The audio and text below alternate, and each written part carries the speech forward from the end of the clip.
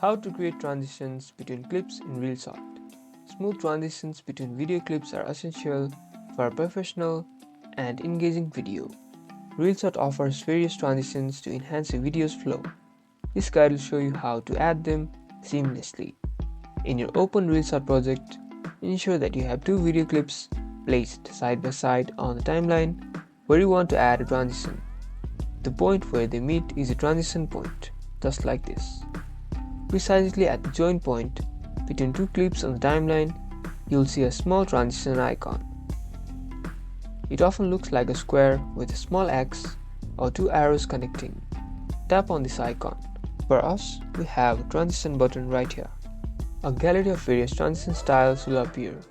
Tap on different transitions to preview how they look between the clips in the main window. Choose the one that best suits your video's mood.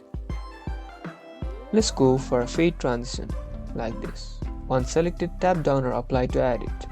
Your video now flows beautifully, just like this.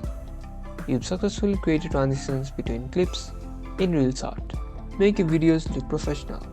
Like and subscribe for more Reelshot cinematic tips.